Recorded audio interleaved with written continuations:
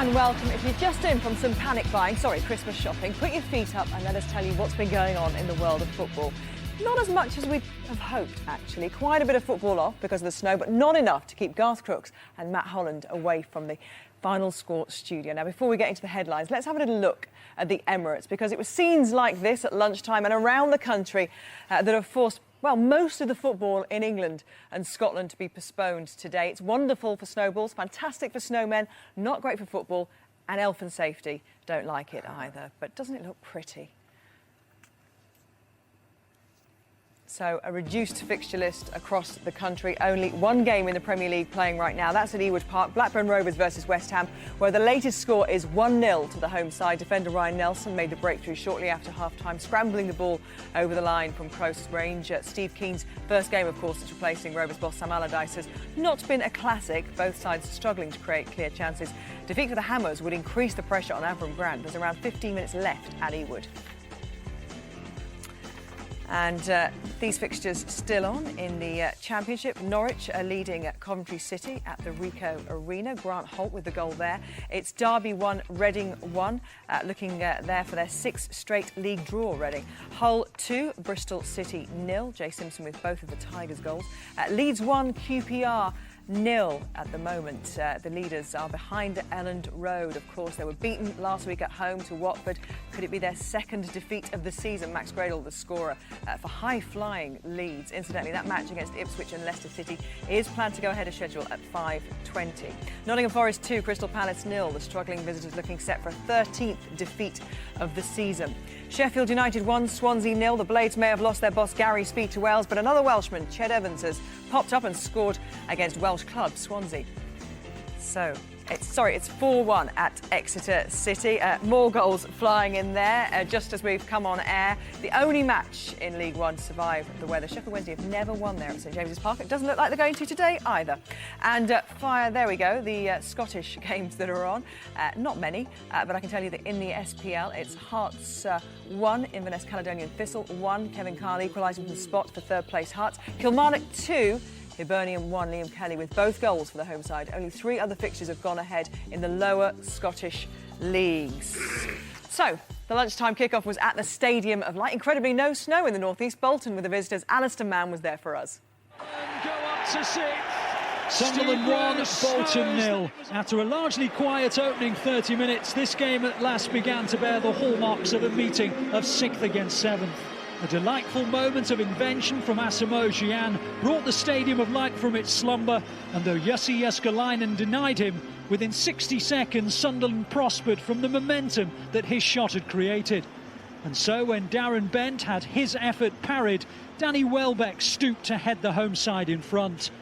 Bolton hunted an equaliser, and though they thought they'd found it, Craig Gordon denied a bewildered Zach Knight, who looked on simply stunned by the Scots' brilliant reactions. A late Ivan Klasnic volley almost brought parity late on, but it's Sunderland who take Bolton's 6th spot in the Premier League table.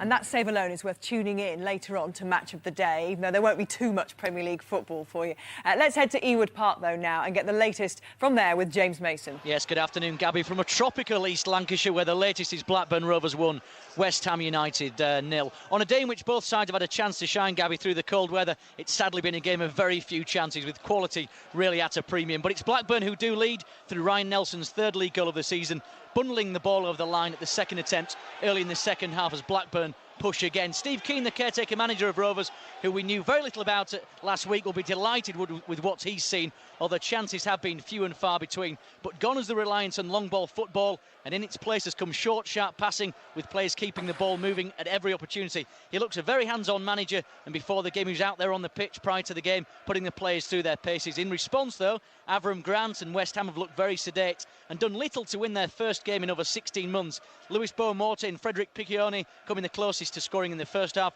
with Matthew Upson hitting a post with a drag shot in the second just moments ago. Grant, knowing he is on borrowed time, he did make 5 changes to his lineup, including third-choice goalkeeper Ruud Boffin, but it's fair to say he hasn't exactly set his stall out to win at all costs. And with about 13 minutes to go, Gabby, it's Blackburn 1, West Ham United 0. James, thank you very much. You can see Leeds have doubled their lead as well over QPR, looking good for 3 points at Elland Road. We haven't obviously had any time to talk about the situation at Ewood Park, and I want to know your thoughts on what's been another crazy week in the Premier League and what's led us, to this situation now. Well, I have to be honest, it was a surprise. It came straight out of the blue, and no one had predicted that, but it seems to be commonplace in the Premier League these days. Managers are making these sort of decisions for all sorts of reasons. I've watched Blackburn today, and I have to say, there's West Ham, there's a goal. back in business. Let's go back. There's James now and get the details. James Mason. Gabby, an equaliser for West Ham United, probably their 3rd or 4th chance in the game, and it's substitute Junior Stanislas who scored from the left-hand side of the box, a lovely side-footed shot into the corner of Paul Robinson's goal. So perhaps Avram Grant could still yet get that win that he needs. It's now 1-1 with about 12 minutes to go. Only Arsenal and Chelsea, if I'm not mistaken, have actually won at Ewood Park away this season. It's a difficult place to go and get 3 points. So if Avram Grant's going to throw everything at it now, this could be an incredible result. But even if in a draw there, it's not. You'd say so. It's a deserved equaliser. Yeah. It's been a very lacklustre game. And Stanislas is a really good finish into the far corner. Scott Parker makes a bursting run into the box. Yeah, Parker does brilliant. Typically, again, from midfield.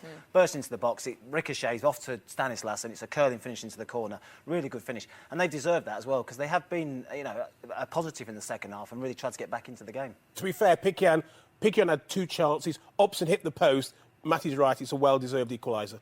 OK, more from you two in a moment. But let's go to Elland Road. Damien Johnson can tell us about that second Leeds goal. Yes, it's 2-0. 2 fine goals indeed from Max Gradle have given Leeds the advantage. A first-half volley, a half volley, and a moment ago, brilliant run and shot by the diminutive winger. There's no snow here, but it's bitterly cold in West Yorkshire. The ground staff have done well to get the match on. A crowd of nearly 30,000 have been rewarded with a game that's really lived up to its billing. Leeds United's Luciano Becchio has twice been denied by Paddy Kenny. Both sides have really gone for it all afternoon. Adel Taarabt, a real box of tricks for QPR. But Leeds at the moment heading for 2nd place in the Championship. Thank you very much. 10-man Coventry have scored. Marlon King there on 73 minutes. Mayor Banji is at the Ricoh Arena. And A.D. Boothroyd was so insistent, wasn't he, that this match went ahead. He would be desperate to get something out of it. He was absolutely desperate for this game to go ahead. There's been 6 inches of snow in the area overnight. This game has gone ahead. He might not have been so impressed before, but Marlon King has just hit back for Coventry. A goal that came out of absolutely nothing. Elliot Ward slipped on the ball. King was through, past Ruddy, and it's 1-1 here. Let's go to Bramall Lane. Alan Biggs is watching Sheffield United against Swansea. If it stays as it is, this will be a turn-up for the books, wouldn't it, Alan? Yeah, it's a surprise to the outside world. If you're watching it, not such a surprise. Sheffield United lead 1-0. You need to travel well in this weather, Gabby. Swansea, they usually do. 6 unbeaten on the road, but this has been a hazardous trip in every sense. Swansea haven't won here at Bramall Lane since 1939. That sequence looks like continuing. Sheffield United without a manager after Gary Speed's appointment by Wales. Coach John Carver in charge today, and although Sean O'Driscoll is favourite for the job, Carver has staked possibly an early claim, coaxing a disciplined performance, decorated by an excellent goal. Andy Reid's perceptive 35-yard pass, Ched Evans scoring with great composure from a tight angle. That was just before the break. Since when Swansea have stirred themselves, best chances falling almost singly to Scott Sinclair. He's not been able to take them, and Sheffield United lead 1-0. Incredibly, because Swansea have got this incredible away record, 16 points out of 18 they've taken away from home, and Sheffield United have had no form to speak of late. No, absolutely. It's amazing. Goal. Gary Speed, another goal. OK, let's go back to Ewood Park. James Mason. There hasn't been a goal, Gabby. Well, the ball went in the net. It was David Dunn who scored, but Mike Dean has disallowed that. Looks like it was for offside as well. So we're still at parity. I'm just watching the replay here. In fact, it may have been a push, actually, in the box. Yes, that's what it's been given for. So Blackburn thought they'd got a winner. They haven't, Gabby. It's still Blackburn Rovers 1, West Ham United 1. It's not offside, Gabby. It looks like a push, but I think that's harsh. I think it's from the first header. I think that's why the foul's being given. It got headed down, and David Dunn was just in front of the goalkeeper and flicked it into the back of the net. So it's definitely for the first challenge that the foul's been given. Mike Dean, the referee there, you think he did the right thing ultimately? He was quite... Looks harsh, he was quick to make the decision. He seemed quite confident in his decision. But I think it's harsh. It's a ball to be won. It looks like it's a clean header, falls in the 6-yard box, and Dunn converts, but he chalks it off. OK, let's head to the City Ground now. Nottingham Forest haven't been beaten at home this season, and it's not looking likely today. Andrew James. That's right, Gabby. It looks like it's going to be 29 unbeaten for Forest in the Championship, stretching back to September of last year. They lead Palace by 2-0. First half goal from Luke Chambers. Good, strong header from him. His first goal in the league this season. And then Marcus Tudgay, on loan from Sheffield Wednesday, on his first start for Forest. Got a very good goal right at the start of the second half, spotting Speroni off his line and lobbing him. Speroni's been the difference between Forest and a bigger scoreline still. Palace really struggling. But good news for Arsenal fans, bearing in mind, Gabby, it was to be Arsenal-Stoke today, wasn't it? Aaron Ramsey, who broke his leg the last time those two sides met, has just come on for Forest. He's on loan here, and he's going to get a 25-minute run out as a substitute for Forest. So it's Forest 2, Palace 0. Thank you very much, Andrew. Let's go to Pride Park. It's all square between Derby and Reading. Ross Fletcher, is a winner looking likely?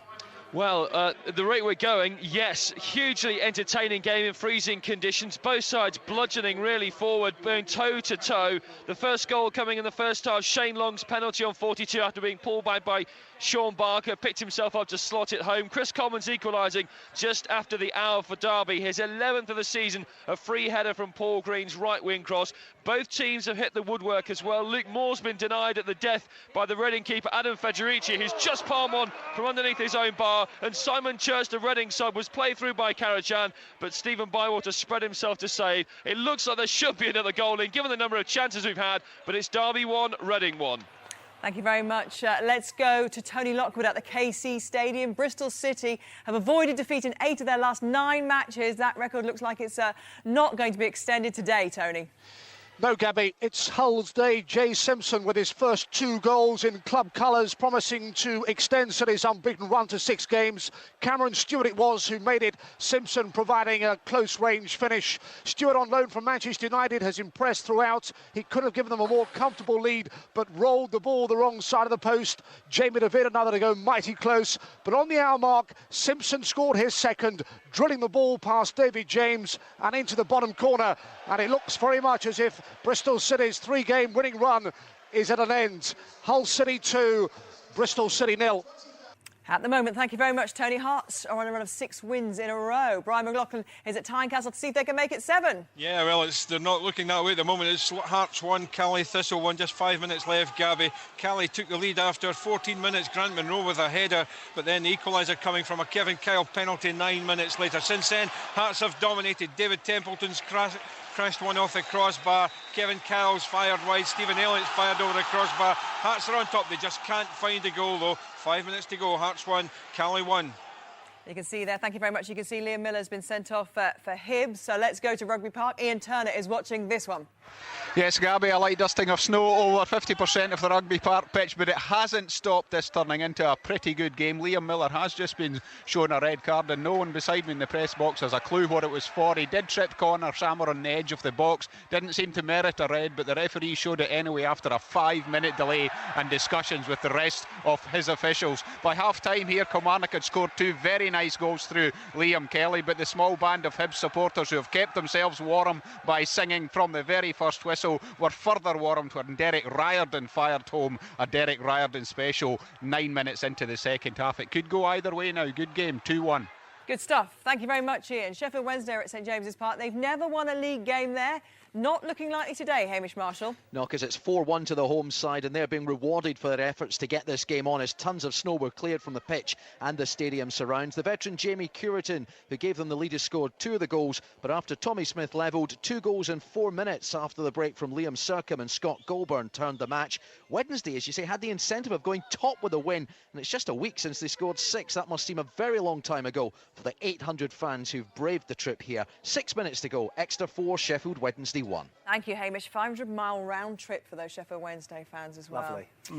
Not going to be cheered by that, are they? That and a long way home. Yeah. OK, let's get reaction now from the lunchtime kickoff at the Stadium of Light. Alistair Mann is asking the questions. Well, Steve, 6th at Christmas, that's got to have a good feel to it, hasn't it? Yeah, if somebody had mentioned that to me to start with, then we would have been delighted with it. But it just shows you with a bit of spirit and a bit of hard work and some good players too, that we've done particularly well. But it's only halfway. And as we've seen last year, we had a disappointing winter. I think, though, with the squad we've got, the one thing we don't want is any more injuries, but with the squad we've got a bit of depth there now, which obviously helps. Well, and I'm sure you'll be reflecting on what might have been today. Very much so. I mean, we came here really positive and looking to try and win the game. Started the game reasonably well, felt comfortable. Sunderland have obviously scored a good goal from their point of view. It's disappointing for us.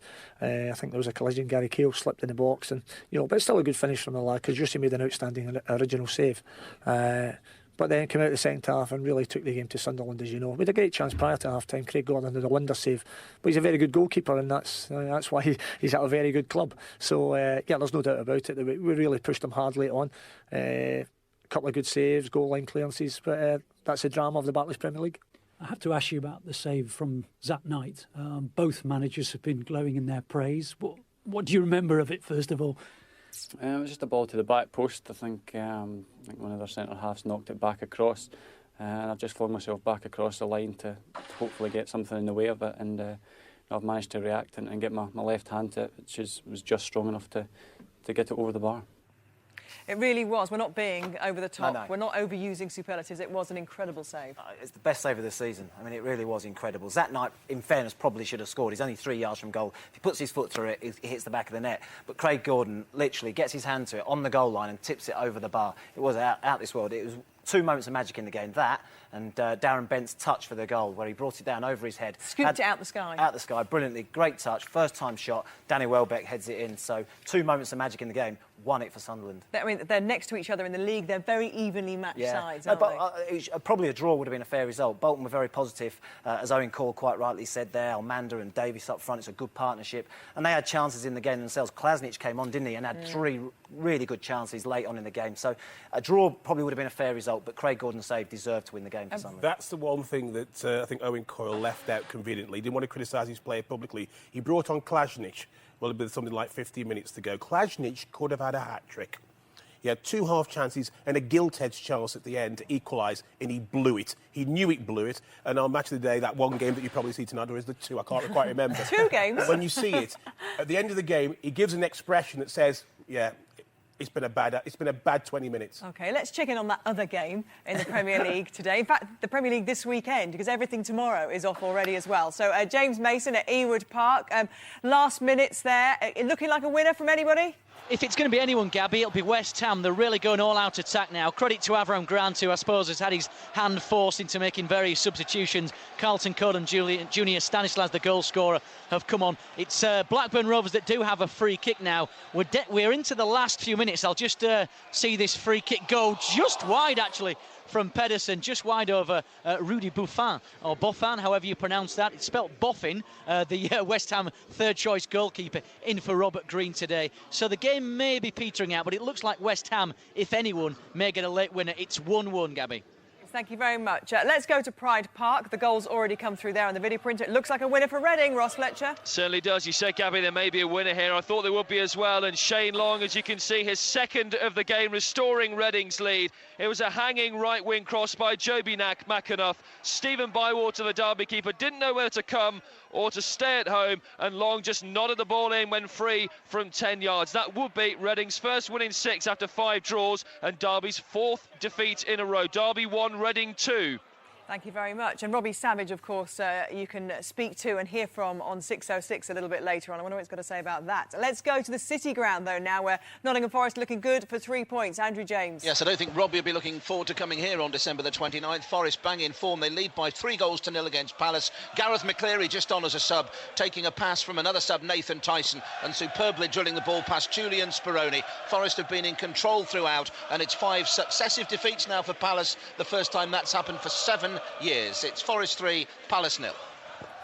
Let's go to Elland Road. David Johnson, as things stand at the moment, this will put Leeds in 2nd place tonight. Yeah, and they're good value for the 2-0 lead. It was nip and tuck before that second goal went in. In fact, the Leeds goal was coming under quite a bit of pressure, but Gradle's run and shot just settled a few nerves around here.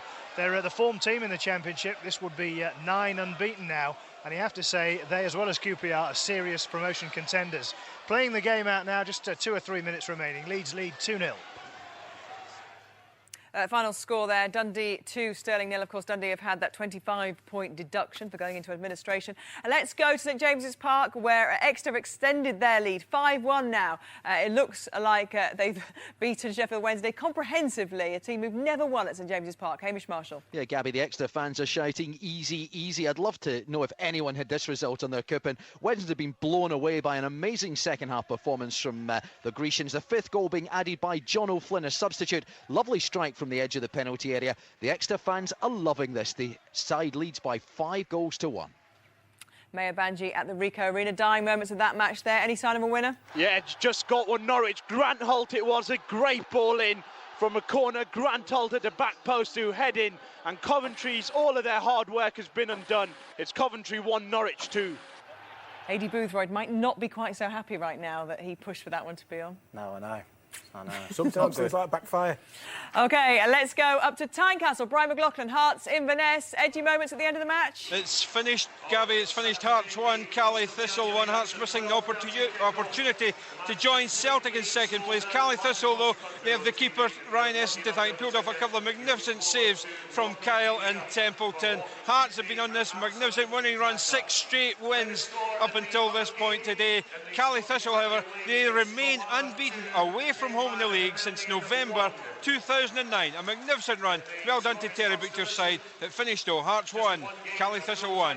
Fine, thank you very much. Let's go to Bramall Lane. Swansea behind there, Alan Biggs. Perhaps I should have looked at the record books and seen that they haven't won there since 1939. They've missed the chance to go second tonight. Yeah, they would have needed to win in the circumstances to go second, with Leeds having a winning lead at Elland Road. They've never looked like doing it. We're playing the final minutes of stoppage time here, Gabby. It's been mostly Swansea in the second half. Scott Sinclair has had all of their shots, all 4 of them, only 4 in the game. But Ched Evans, who's may prove the winning goal scorer almost just now, forcing a second for Sheffield United, forcing a save from De Vries. Swansea pressing in stoppage time, trailing 1-0. OK, let's take in the best of the action from last night's championship match at the Keepmoat Stadium now. Well, the visitors got off to a flying start as Scott McDonald swept home a 4th minute Marvin Emner's cross, just Borough's 5th away goal of the season. Borough's, and Rovers levelled 18 minutes later. Informed striker James Hayter made some space for himself before firing home his 6th goal in his last 8 games. Well, it looked as if troubled Middlesbrough would hold on for a point, but 4 minutes into stoppage time, Brian Stock popped up to score his first goal since March 2009. And Middlesbrough keeper Jason Steele may want to look away. Well, the win moved Doncaster up tonight, 3 points from a playoff spot. Middlesbrough stay 21st with only goal difference keeping them outside the relegation zone. On a dreadful run, aren't they, Middlesbrough? Just can't seem to get things going. No, I know. Tony Mowbray's obviously taken over there, and I thought he'd turn it around quite quickly. Obviously an ex-Borough favourite. But it's not quite worked out as yet for him. OK, full-time whistles blowing in the matches that are being played in the snow around the country, and at Ewood Park there the spoils are shared. Avram Grant's denied that this is about, must-win in 3 games. Well, but they've got 2 more, Fulham away, Everton at home. It's going to be difficult, 2 tough games that they've got to try and get a win from now. Obviously beating Blackburn. Let's go get the details from James Mason. Yes, Gabby, Blackburn Rovers won, West Ham United won the final score, so no win for Avram Grant to prolong his West Ham career, but a hard-fought draw against the Blackburn side under the leadership of Steve Keane, last week's first-team coach, this week caretaker manager. In what was a largely forgetful first half, let's be honest, the game burst into life early in the second half. Blackburn taking the lead through Ryan Nelson's 3rd league goal of the season, having 2 bites at the cherry in the 6-yard box before forcing the ball over the line. Avram Grant, who faced a 3-game ultimatum, as you mentioned, prior to kick-off, brought on substitutes Carlton Cole and Junior Stanislas, and his side went on the attack, and it was Stanislas who drew the scores level, beating Paul Robinson at his far post with a curling right foot shot.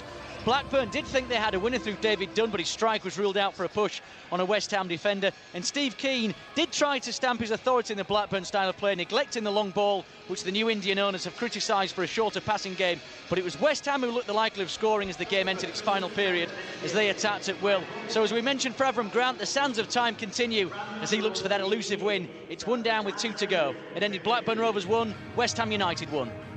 James, thank you very much. Sheffield United Swansea is over. Alan Biggs at Bramall Lane. Yeah, Sheffield United 1, Swansea 0. Swansea spurned the chance to go second at their bogey ground of Bramall Lane, and Swansea's normally smooth passing game has been broken up quite impressively here by Sheffield United, who've crowded midfield and have operated with just a lone striker in Ched Evans. But Evans, the Welshman, has been the match winner. A cool angled finish from Andy Reid's great long pass at the end of the first half. Almost another right at the death from Evans. A good save from De Vries in Swansea's goal. And in between, Swansea had a lot of the ball but failed to work a breakthrough in what's been a pretty tepid game, but a good performance by United under caretaker manager John Carver. Just maybe he can edge his name into the frame. Sheffield United 1, Swansea 0.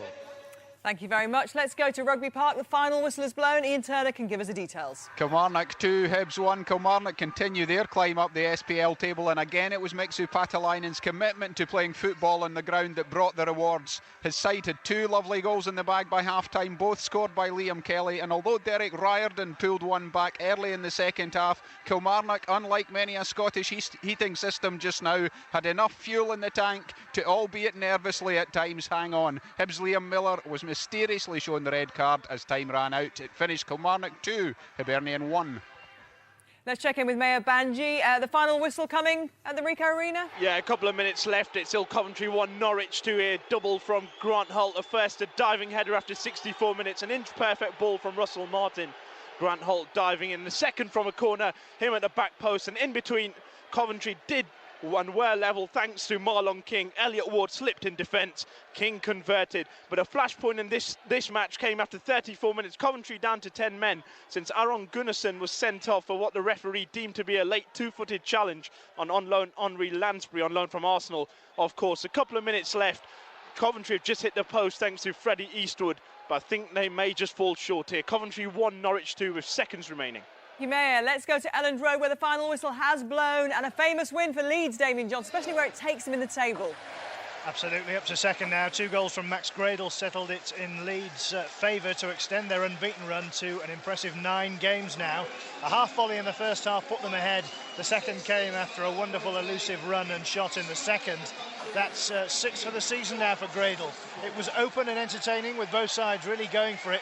In the end, it could have been a more comfortable victory for the home side, but for a number of good saves from the always excellent Paddy Kenny in the Rangers' goal. After 19 games unbeaten, it's 2 straight defeats for QPR. But with Christmas approaching, you have to say Leeds are serious promotion contenders. After a few years in the doldrums, a big crowd at Elland Road are starting to dream of a return to the big time. Incredible the performance in the last few weeks from Leeds, and they've capitalised on a few around them as well, not playing so well. All the dreams of Ken Bates could come alive, the fans, the ghosts of past. I don't even want to think about it.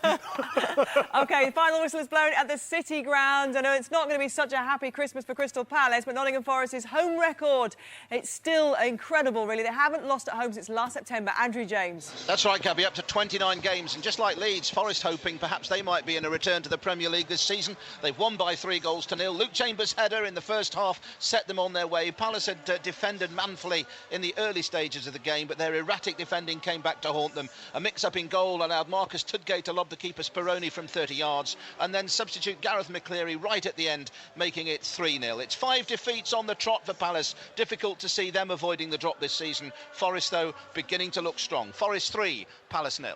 Andrew, thank you very much. Let's go to Pride Park. Final whistle has blown there. Ross Fletcher, give us the details. Yes, Derby 1, Reading 2. It's Reading's first win in 6 games after 5 straight draws. Shane Long's 2 goals the difference. A first-half penalty. The second, a late header. Derby had earlier equalised through the informed Chris Covens with his 11th of the season, who then hit the bar in injury time. Both sides went blow for blow, both earlier hitting the woodwork as well, in what was a hugely entertaining game. But for Derby, it's their 4th straight defeat, and their playoff hopes are going off the rails. Derby 1, Reading 2. Bristol City have been on something of a revival. They'd won their last 3. It's all come to an end, though, at the KC Stadium. Tony Lockwood can explain. These clubs' first meeting since Hull City won the playoff final in May 2008. The same result this time round. Jay Simpson ended his barren run with a goal in each half. The first from close range, the second a low-angled finish into the bottom corner on the hour mark. DeVitt and Stewart should have added to their 2-goal advantage. Bristol's best chance fell to defender Stephen Corker, who scooped the ball over the bar from 8 yards out. Hull City win by 2-0. And the final whistle is blown at the Rico. Mayor Banji. Yeah, Coventry won, Norwich to Grant Holt with both goals for Norwich on what's been a freezing afternoon here at Coventry. Coventry are down to 10 men after 34 minutes. Aaron Gunnarsson sent off for a late challenge on Henri Lansbury. But Grant Holt with both of the goals. Marlon King did pull one back, but it didn't happen for Coventry. Coventry won, Norwich 2 here. And the final whistle is blown at St James's Park too. Hamish Marshall's been watching Exeter Sheffield Wednesday. Sheffield Wednesday fans have seen lots of goals, just not their own. Yeah, not their own. It's a big contrast to last Saturday when they scored 6. They've lost this afternoon by 5-1. A real surprise result. City taking the lead in the first half and then scoring 4 in the second. The pick were goals from Liam Sercombe, a 25-yard volley, and number 5, a low strike from John O'Flynn. The veteran Jamie Cureton scored twice on a day City fans will remember for many years to come. Hamish, thank you very much. Let's get all to today's classified results.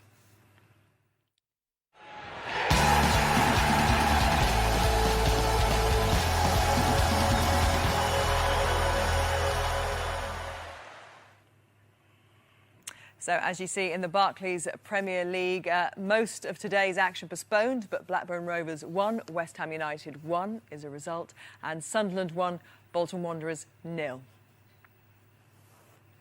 And the Championship, the matches that went ahead: Coventry City 1, Norwich City 2, Derby County 1, Reading 2, Hull City 2, Bristol City 0, Leeds United 2, QPR 0, Nottingham Forest 3, Crystal Palace 0, and Sheffield United 1, Swansea City 0.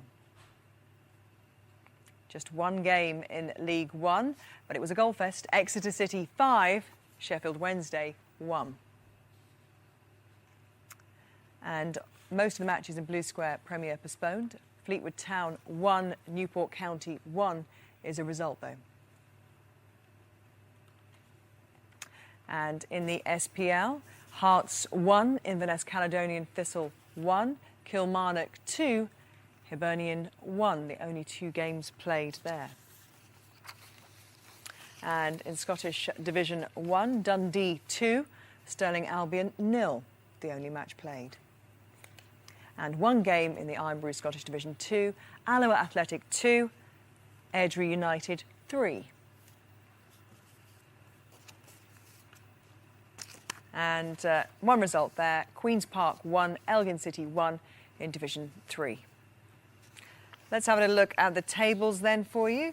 In the Premier League, well, of course, postponements mean Man City could sit top of the tree on Christmas Day. If their game against Everton on Monday beats the Freeze, they'll kick off needing a win to leapfrog their neighbours United, whose match is definitely off against Chelsea tomorrow. Victory for Sunderland today means they replace Bolton in 6th place. At the bottom, West Ham remain bottom after their draw at Ewood Park, with the Hammers now 3 points from safety. And next for Avram Grant's side is a crucial trip to Fulham on Boxing Day. Win that and they'd be level on points with Fulham. Blackburn missed the chance to climb into the top half of the table. They move up 1 place to 12th. Championship for you now. Leaders QPR lost for a second straight week and their lead has been cut to 3 points as a result. That's because Leeds, who beat the R's, are up to second. Simon Grayson's side move into the automatic promotion playoff places on the back of a 9-match unbeaten run, the best in the division. Cardiff's home game against Burnley was postponed, so they slipped to 3rd. The cities of Swansea, Norwich and Coventry complete the playoff places. And at the bottom, Preston and Scunthorpe were not in action due to postponements, so continue to occupy the bottom 2 places. However, now they at least have one game in hand on Crystal Palace and Middlesbrough, who were both beaten this weekend. Ipswich kick off the division's late game, 2 places above the drop zone. The only game in League One saw second place Sheffield Wednesday lose 5-1 at Exeter. That result means the Owls remain 3 points behind the leaders Brighton. Victory lifts Exeter up to 9th, just 1 place off a playoff spot. At the bottom, no change in the bottom half. Yeovil still propping up the rest at the foot of the table. And the Blue Square Premiership table. Only a game at 5th place Fleetwood survived the weather. They drew 1-1 with Newport. They remained 4th. Luton missed out on a potential chance to move up to the top as their home game with York was abandoned after 55 minutes due to snow. The score when the referee stopped proceedings was 0-0. Altrincham, Southport and Histon are all joined in the relegation zone by Hayes and Yeading, none of whom were in action today. And neither Rangers nor Celtic in action, so it's as you were at the summit of the SPL. 3rd place Hearts missed out on the chance to move level on points with Celtic after they were held at home by fellow high flyers Inverness. And Kilmarnock are up to 5th following victory over Hibernian. At the bottom, Aberdeen and Hamilton not in action remain 3 points adrift at the foot of the table. OK, let's see the best of the action from Derby against Reading with Tony Gubba. Now here's McAnuff with an opportunity to work up ahead of steam. Still McAnuff. Oh, he slipped that one through nicely. Chance for Lowell. Was that a penalty? Referee's in no doubt. Just a catching of his heels. It might have been accidental. And it's Shane Long himself who will take the penalty to give Reading an unlikely lead at half-time. And he's driven that past Stephen Bywater. And it's Derby County 0, it's Reading 1.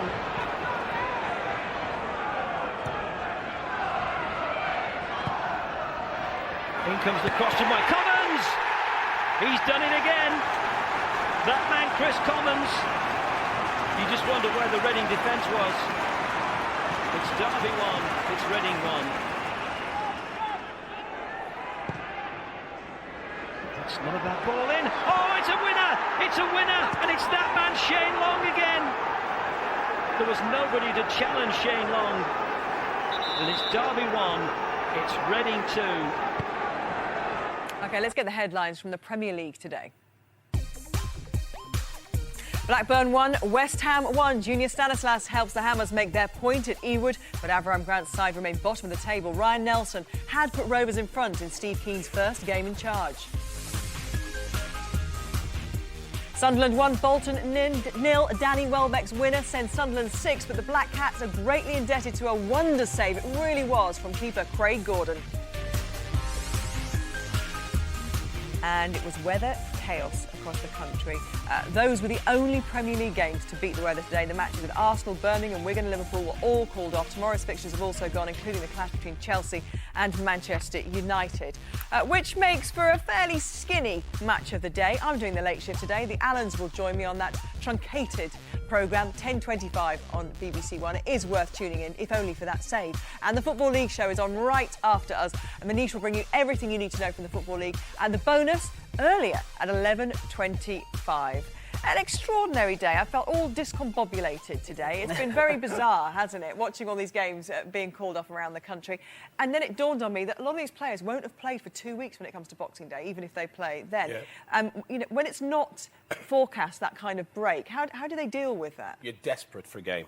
You're absolutely desperate for a game. So managers won't have any problems sort of trying to cajole or to motivate, or if ever they do. But when you've gone that long without a game. So, but today I thought was really interesting, particularly for both West Ham and Blackburn, for reasons. Both sides need to win for various reasons.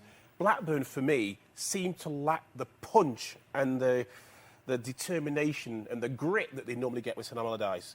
Perhaps they want to change their style. Fine. It didn't quite work for them today for me. No, me neither. I mean, look, Steve Keane might prove to be a really good manager, but I feel that Blackburn will have a better chance of staying in the division with Sam Allardyce at the helm. I just think it's a really strange decision to sack him.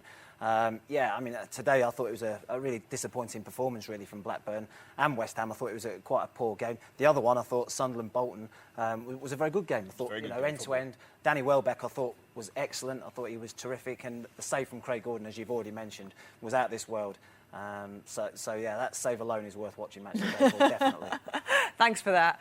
Incidentally, Alan Shearer is second favourite for the Blackburn job, so we'll try and nail that one as well on Match of the Day. Remind me not to put a bet on. You can have your say on 6:06 on Radio 5 Live with Darren Fletcher and Robbie Savage, who did play today. I'm sure he'll have plenty to say. Get in touch with them there. But from all of us here at Final Score, thanks for watching. We'll see you on Boxing Day. Have a great Christmas. Bye-bye.